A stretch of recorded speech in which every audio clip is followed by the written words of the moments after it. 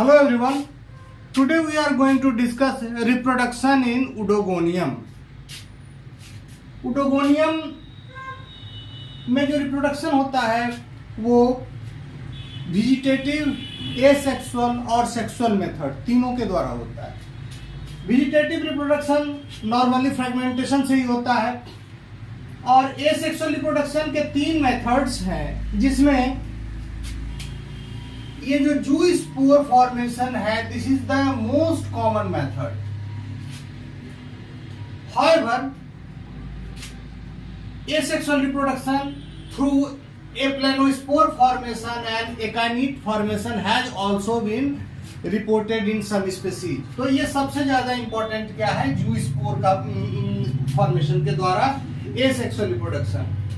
अब जूस्पोर क्या होता है, ये uninucleate multiflagellate spore form singly form within a vegetative cell called zoosporangia. किसी भी जूस्पोर, ये एक वेजिटेटिव सेल है, इसके अंदर ये फॉर्म करता है, मल्टीफ्लैजिलेट स्पोर है। और ये कब फॉर्म करता है, ये फेवरेबल कंडीशन में फॉर्म करता है। तो फेवरेबल कंडीशन में ये क्या करता है, अल्टीमेटली ये वेजिटेटिव सेल के वॉल को तोड़कर बाहर निकलता है और किसी सबस्ट्रेटम पर जाके जर्मिनेट कर जाता है। तो this is the commonest method through which oedogonium thallus multiplies during favourable condition. ये जो दो और एप्लेनोस्पोर के द्वारा भी इसमें एसेक्सुअल रिप्रोडक्शन होता है, जो कि लेस कॉमन है। एप्लेनोस्पोर होता है thin walled non motile non flagellate resting spore. ये इसमें मोटिलिटी नहीं होता है, थिन वॉल्ड होते हैं और ये रेस्टिंग स्पोर होते हैं। From the vegetative cell in unfavourable condition. ये जो एप्लेनोस्पोर होता है ये वेजिटेटिव सेल से ही बनता है और ये अनफेवरेबल कंडीशन में बनता है। इसमें फर्क यही होता है कि ये जो एप्लेनोस्पोर होते हैं वो नॉन मोटाइल होते हैं और when favourable condition returns aplanospore germinates to produce young thallus.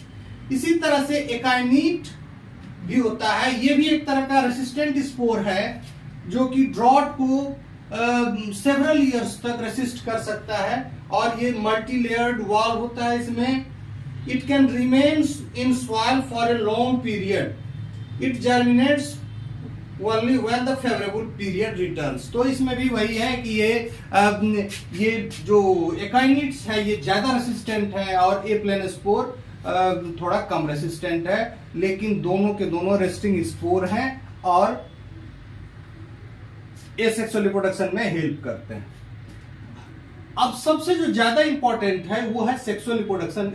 ये अक्सर पूछा जाता है, sexual reproduction in Oedogonium is very very important.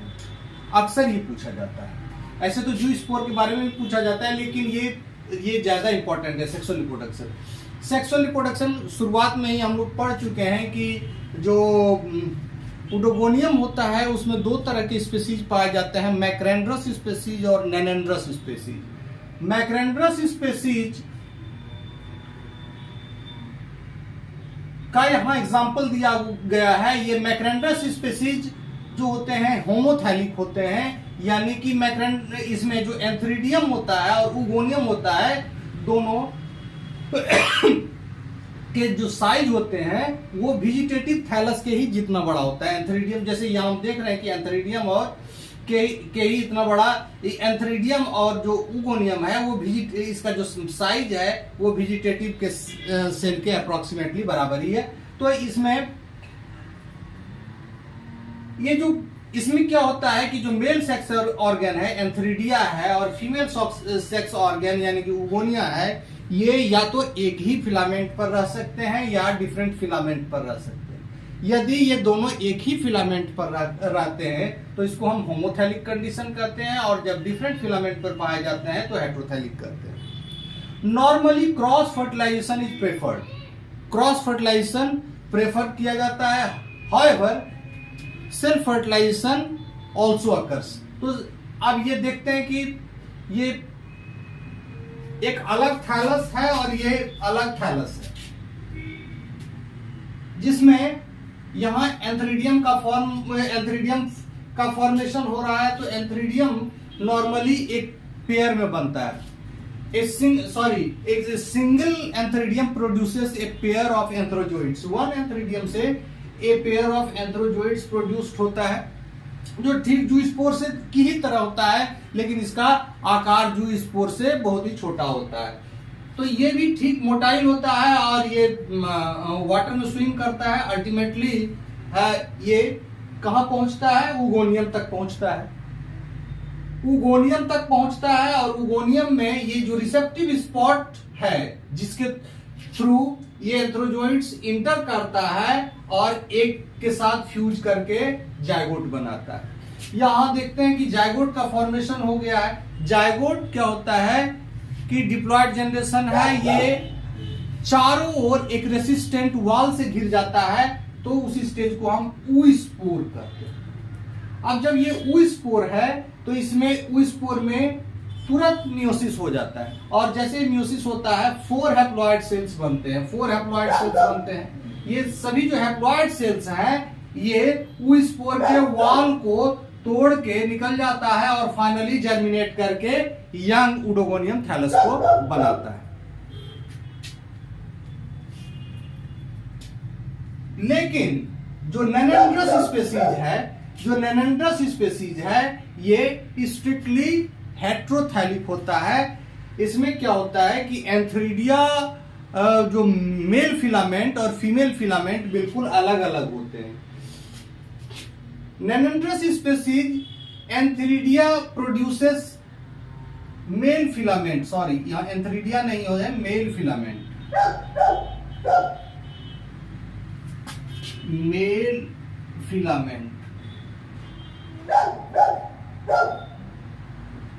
Male filament produces a multiflagellate spores which germinates on wall of oogonium and produces a small filament called nanandrium. इसमें देख रहे हैं कि ये मेल फिलामेंट और फीमेल फिलामेंट अलग अलग होता है। मेल फिलामेंट में के द्वारा एक स्पोर का फॉर्मेशन होता है जो बिल्कुल जू स्पोर की तरह होता है। बिल्कुल कैसा होता है? जू स्पोर की तरह होता है। साइज में ये जो एंथ्रोजोइड से है काफी बड़ा होता है और जो स्पोर की तरह होता है। अब ये जो एंड्रोस्पोर है ये क्या करता है कि जो फीमेल फिलामेंट है उसके ऊगोनिया पर जाके ये सेटल कर जाता है।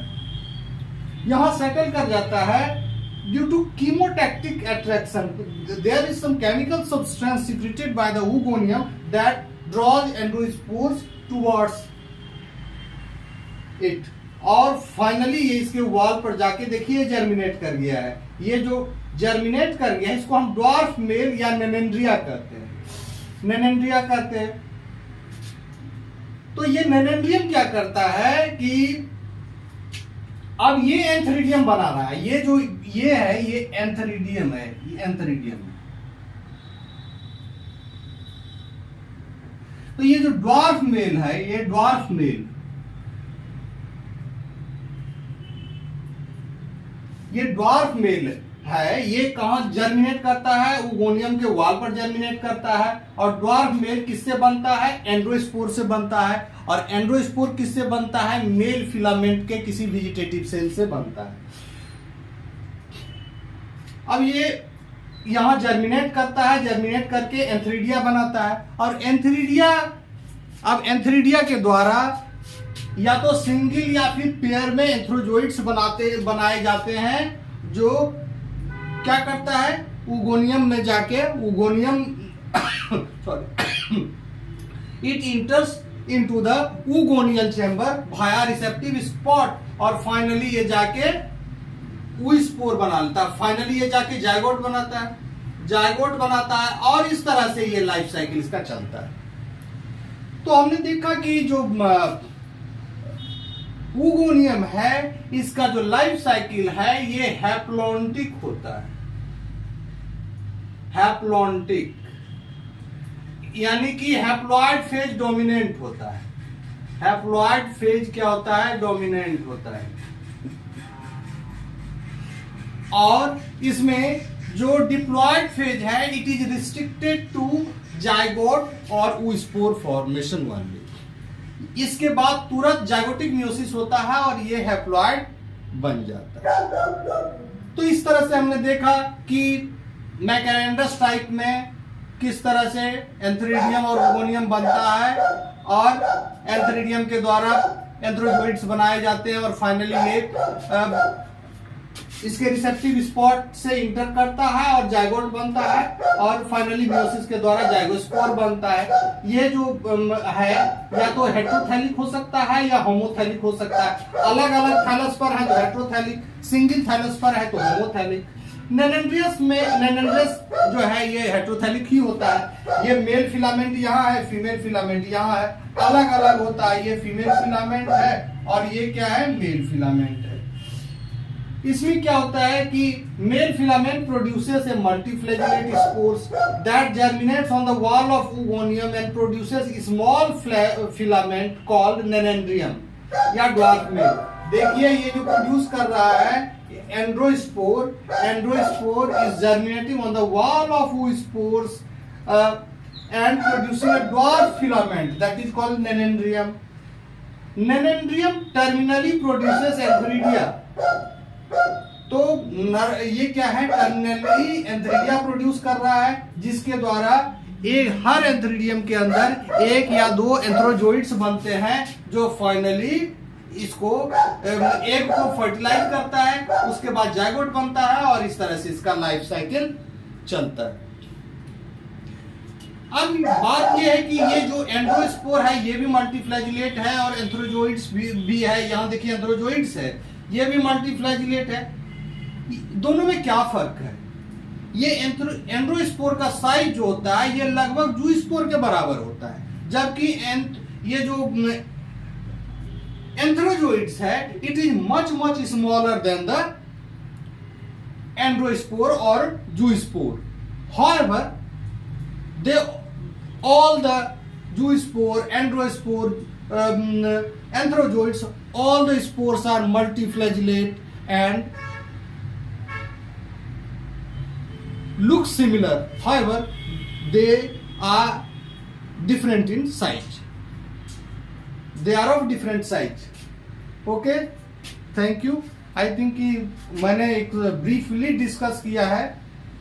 बुक्स में थोड़ा लंबा चौड़ा दिया रहता है, मैंने ब्रीफ में डिस्कस कर दिया है उडोगोनियम के लाइफ साइकिल को, इसके रिप्रोडक्शन को, और ये आपको नोट्स बनाने में हेल्प करेगा। Okay, thank you.